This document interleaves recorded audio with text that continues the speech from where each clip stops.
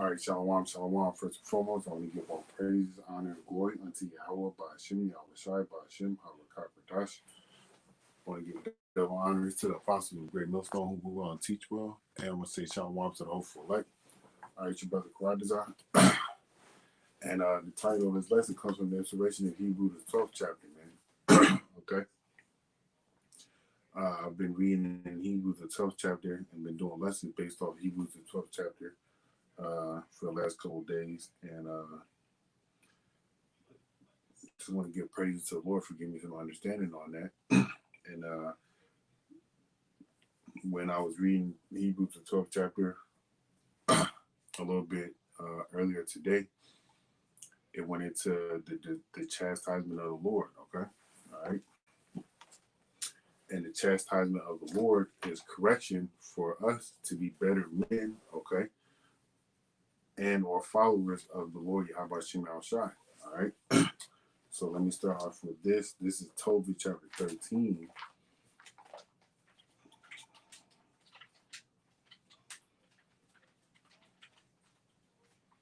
As soon as I find it, it's like you. This is Tobit chapter 13 and verse 3. But the point is at 5. Confess him before the Gentiles, ye children of Israel, for he hath scattered us among them. All right, us being scattered among these other nations is part of our punishment. Go read the curses, man. Deuteronomy 28th chapter. All right, I'm gonna bring that up. Y'all write this out, okay? Therefore, Salakia, there declare his greatness and extol him before all the living, for he is our Lord, and he is the power of our fathers forever. All right, so he's Yahweh Shem outside is the power of our fathers, Abraham, Isaac, and Jacob, and all, and Judah, Benjamin, Levi. Okay, you got Naphtali, Asher, Issachar. Okay, Gad, Ephraim, Manasseh. Okay, Yahweh Shem outside is the power of our fathers. Okay, all right, not the fathers of these other nations, man. Okay, all right. Verse 5 is the point. He will scourge us for our iniquities, and we will have mercy again, and will gather us out of all the nations among whom he hath scattered us. Okay. The whole point is in verse 5 is that the Lord is going to scourge us for our iniquities, man. All right. Scourging comes in many different forms. Okay. All right. When we get scourged, all right, we understand it is physical and it's a sense of pain. Okay. Look at what they did to Yahushua. They scourged the Lord with like some spike type thing. I can't recall what the specific name of it is, but it was like a rod or a belt type thing, and it had spikes on it. Okay, and it ripped his flesh. Okay. That's what they scourged the Lord with. All right, the Lord has scourged us by separating us out of the land of Israel. Okay, all right, us being taken captive by these other nations. Okay, and us being brought down low because of the curses. So ultimately, the curses of Yahweh Shem Shai have scourged us. Okay, all right, and we should not despise the chastening of the Lord. So let me jump into Deuteronomy 28th chapter right quick, because these curses are real, and we cannot escape them, no matter what we do, no matter where we go, no matter what we have. We can't escape the curses of the Lord, man, or what we don't have. All right.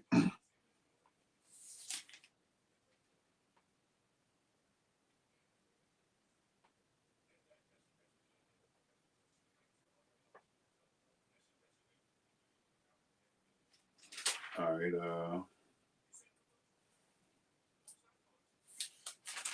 Trying to see where I want to hit.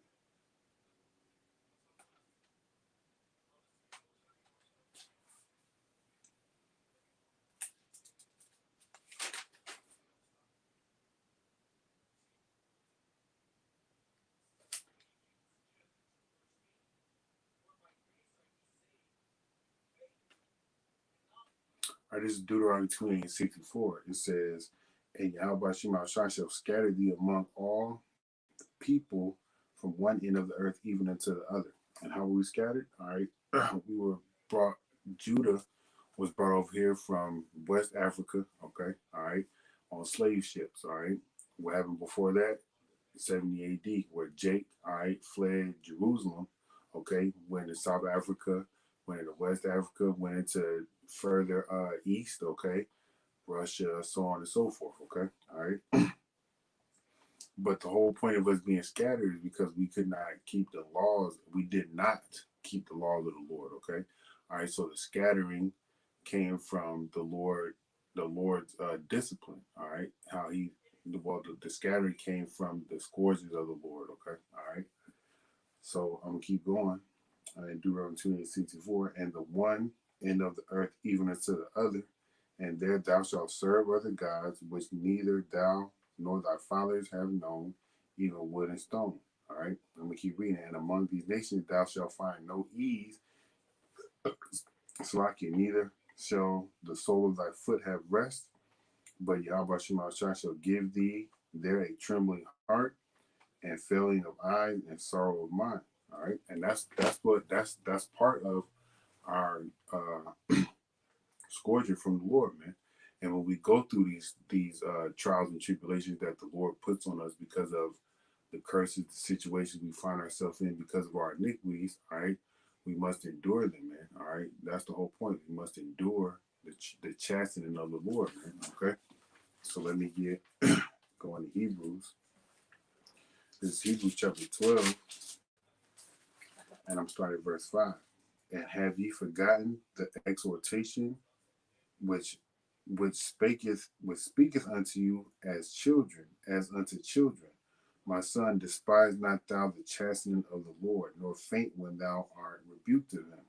All right, so we are being rebuked by the Lord right now because of our transgressions, man, because of what it is that we have done. All right, the most foul and obscene thing that we have done was spiritual fornication, all right, which is idol worshiping. Okay, this is Wisdom of Solomon, chapter 14,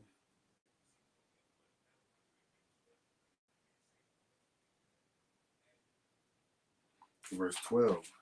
For the devising of idols was the beginning of spiritual fornication, and the invention of them the corruption of life.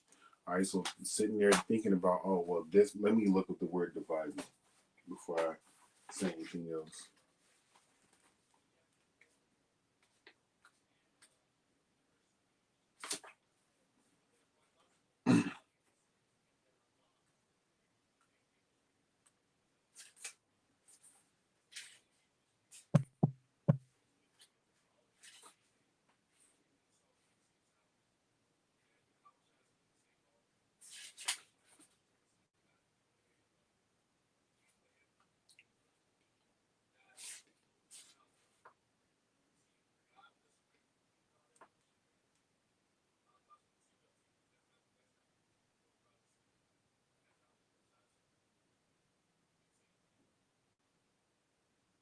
All right, to devise is to design, to contrive, to leave by will. Okay, all right. So the designing, all right, of idols. Okay, all right, and you design something, you start by doing it within your mind, man. Okay, all right, then you bring forth the action physically. Okay, all right. So going back into Wisdom of Solomon 14 and 12, for the devising of idols was the beginning of spiritual fornication, and the invention of them the corruption of life. So when we went off and worshiped these other gods that these other nations set up before us, that's when we basically cut ties with the Lord and forsook our heritage, man. Okay, so that's why we are in the situation that we are in today. Every individual man is going through something, and when I say man, I mean men of the nation of Israel. Okay, all right, you so-called Negroes, Latinos, and Native American Indians, y'all are all going through something. All right, but the whole point is that since we are being rebuked on a daily basis, all right, because brothers are correcting us, elders and apostles are correcting us, okay, and we are correcting ourselves, and most importantly, how about Shemal Shai using men to correct us and the word to correct us, we should not be faint, all right, we should not be afraid, we should not get weak, we should not be like the Lord ain't dealing with me, we should not get down on ourselves, okay, all right. Verse 6, for whom Yahweh Shemal Shai loveth he chasteneth, and scourgeth every son whom he receiveth. If ye endure chastening, Yahweh dealeth with you as with sons. For what son is he whom the Father chasteneth not? All right, so if you receive hardships, if you receive, I'm going to say hardships, some evils that happen to you, something that's out of the norm that happens to you that causes you to to be sorrowful in your heart. Don't be sorrowful, man. Okay, because that's the Lord trying to correct you from a situation that you made a mistake on. All right, and you're gonna when you realize that you're being corrected, you'll sit back and reflect on that situation. Like, okay, this is what I did. This is what I need to do better next time that situation comes up. All right, because when when as a child, we get beat for. Let me keep reading before I go into that. This is verse 8. But if ye be without chastisement, whereof all are partakers, then ye bastards and not sons.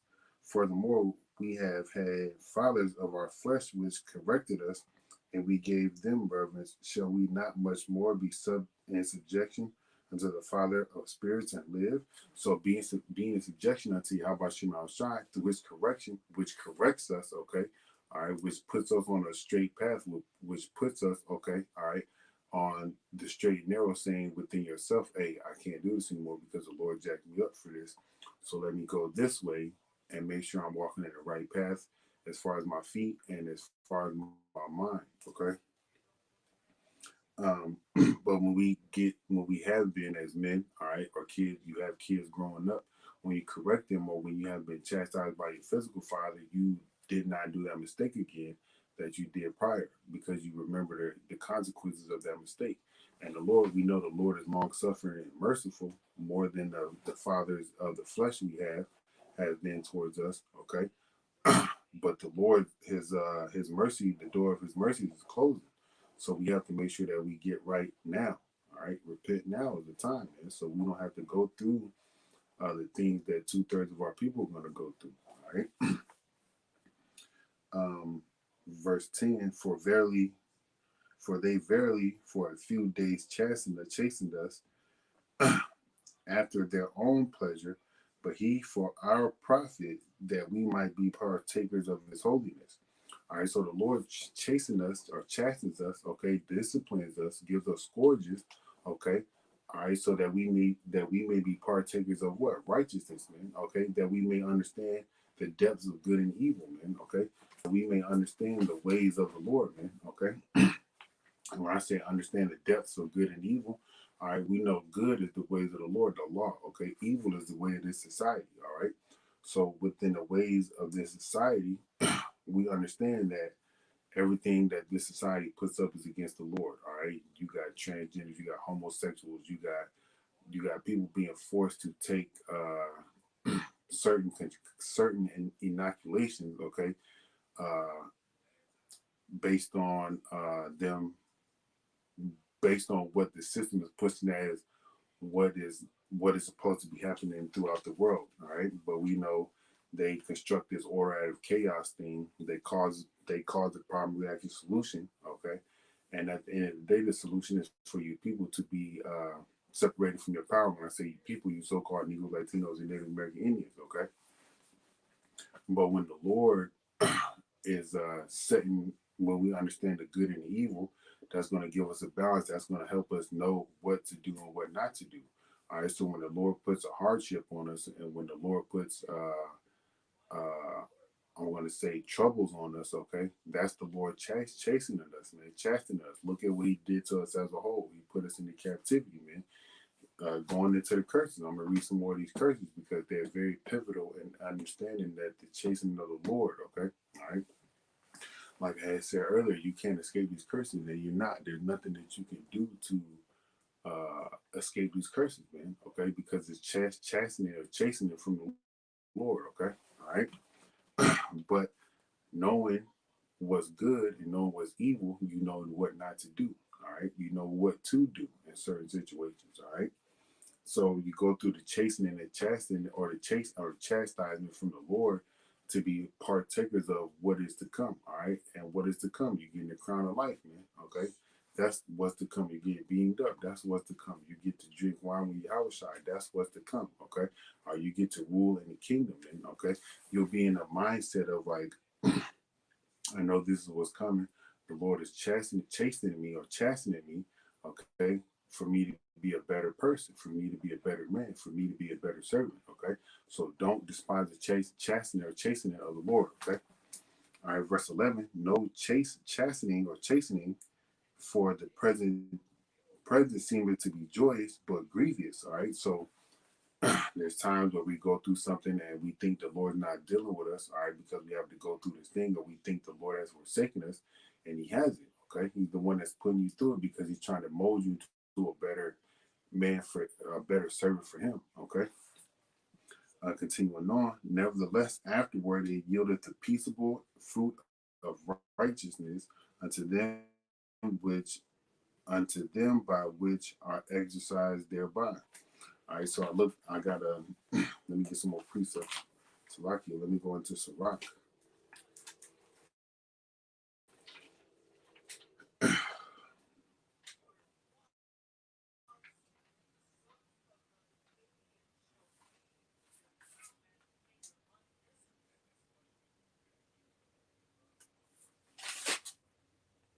All right, this is going into what I had read in Hebrews 12 and 11. Okay, this, and I'm referring to the precept. This is Hebrews 12 and 11. No chastening or chastening for the present seems to be joyous, but grievous. Okay, all right, so as a kid, when you got your ass whooped, man, you like, dang, why am I going through this? You didn't understand, but you had to go through that pain to understand why you did what it is that you did. But this is Sirach chapter 38, verse 20. Take no heaviness to heart, drive it away, and remember the last end. So when you're getting chastened or chasing from the Lord, don't take it as something that, well, take it as something that you did wrong and the Lord is disciplining you, but take it as something that you can learn from and grow from and be a better person. And remember, you're being chastened or chastened to make it to a certain point, and that certain point is salvation, man. Okay, that's why the Lord chastens or chastens us so we can receive those crowns, man, that He has laid up for us. So when you're going through your trials and tribulations, don't be afraid, don't be faint-hearted. Okay, be strong in the Lord, man, and the power of His might. Okay, all right. uh,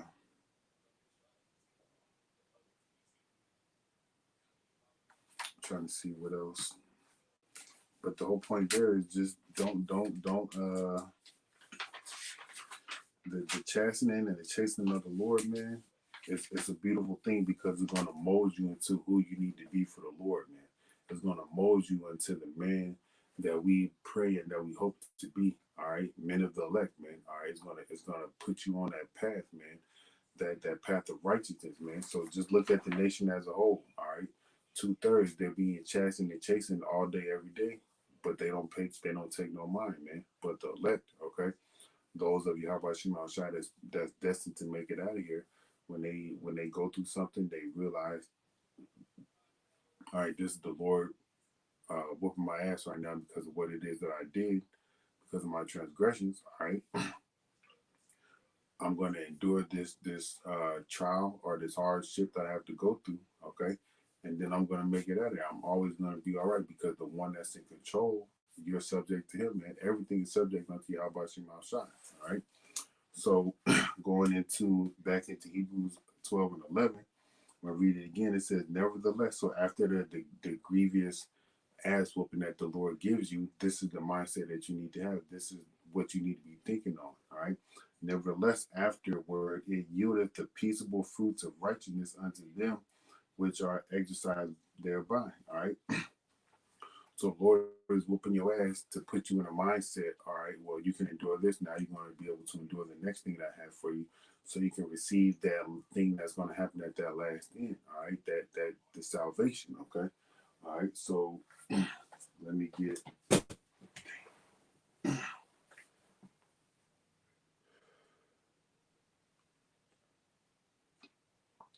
Let me me get the blue letter out. And I got some more too that I'm going to read out of this book. Uh, this little book right here. All right. It's giving me inspiration to, do some of these lessons. All right. And I'm gonna read to y'all what I wrote down in here too. All right. As far as the questions and answers that I got. This is Hebrews chapter 12, and then I'm going to 11. And I'm going to that word peaceable, fruits of righteousness.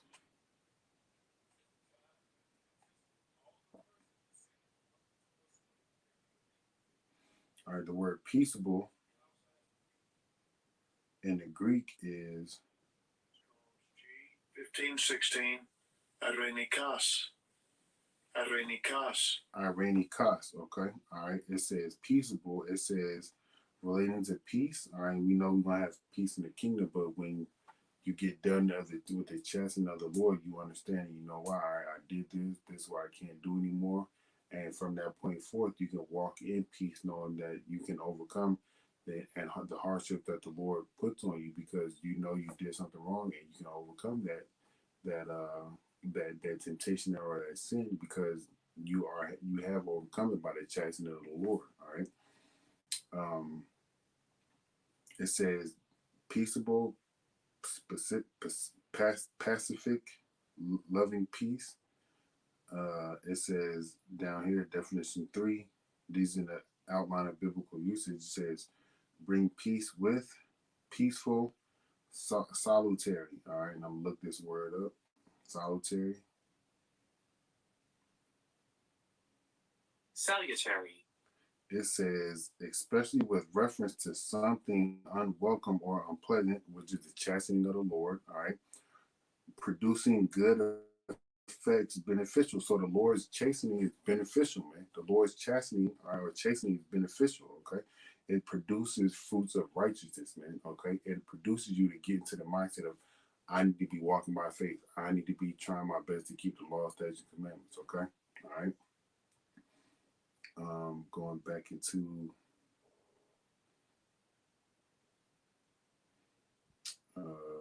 righteousness, going back into Hebrews 12 and 11, the word righteousness. Strong's G 1343. Dikaiosune. Dikaiosune. All right. Definition B, it says integrity, virtue, purity of life, rightness, correctness of thinking, feeling, or acting. Okay. All right. So when the Lord corrects you, all right, you're going to be thinking and acting in a righteous manner. All right. You're going to have the correct thoughts in your mind, because, all right, an example that I'm sure brothers go through is the temptation of women. All right. So I was reading a Sirach the other day. Let's see, I think it was the 9th chapter. Yep, it's Sirach, the 9th chapter. All right. This is how we can combat the thoughts of lust for women in our mind, okay? Because it's easier said than done. But dealing with women, with my experience, I've met good women, all right, and I met horrible women. But the whole point is to not be drawn in by the looks of a woman, because the looks of a woman, all right, they can kill you, man. When I say kill you, I mean bring you down, all right? Not physically put you in the actual grave, but kill you financially, kill you emotionally, kill you spiritually, okay? All right? So this is just a few precepts that's in Sirach 9 that we can use, okay, and our mind to think correctly during after the chastisement of the Lord, if we see something that tempts us. In my example, a woman. Okay, all right.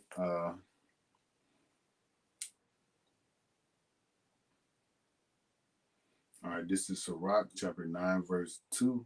Give not thy soul unto a woman to set her foot upon thy substance. Meet not with an harlot, lest thou fall into her snares. All right. It says, use not much company of a woman that is a singer, lest thou be taken with her attempts. All right, gaze not on a maid, that thou fall not by the things that are precious in her. All right, and one thing that's precious in a woman, all right, her looks, man. All right, Jake Jacob go head over heels or lose his mind over the looks of a woman. All right.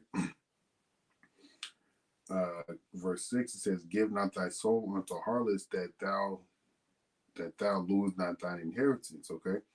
And what it is that we about to inherit that we don't want to lose, man. The kingdom of heaven, man. And a woman can be set up as a snare to take that from you. All right. It says, look not round about thee in the streets of the city, neither wander there in solitary places thereof.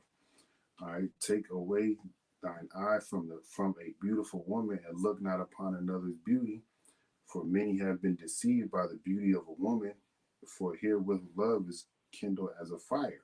So the beauty of a woman is deceiving, man. All right. A woman may look good, she may smell good, she may talk good, but I guarantee you there's some wickedness in her heart, man. Okay. All right. So that was just an example of using the scriptures to think correctly after the chastisement of the Lord, man. Okay. In regards to whatever situation, we always have to go back and look at the scriptures. You know, like I said, it's easier said than done. And I'm trying to, I'm speaking to myself before I'm speaking to anybody else. But it's easier said than done. But it's something that's very applicable that we can do, man. Okay, all right. But the chastisement of the Lord, man, is going to bring forth great things out of you, man. It's going to bring forth uh, an unbelievable servant of the Lord, man. So when we get chastised by the Lord, the whole point is to not be down on yourself, okay? Because the whole nation of Israel is being chastised by the Lord, and the men that's going to come up out of the fire or the trials and the hardships of Yahweh, bringing it up, are the elect. And Lord, will you be one of those individuals, man? So Lord, will you will edify? Don't be down by the chastisement of the Lord, man, because it's going to mold you into that hunter that He needs you to be, man. Okay, it's going to mold you to that ruler that He needs you to be. It's going to mold you into that king that He wants you to be. All right. So Lord, will you edify? I want to give all praises, honor, and glory unto you. How about Shimei Shai by Shem Hawakakwadash? I want to give double honor to the apostles of Great Millstone who move on teach well. And I want to say shalom to the whole elect, Kwam Yasharala, and Mawaf Shalom.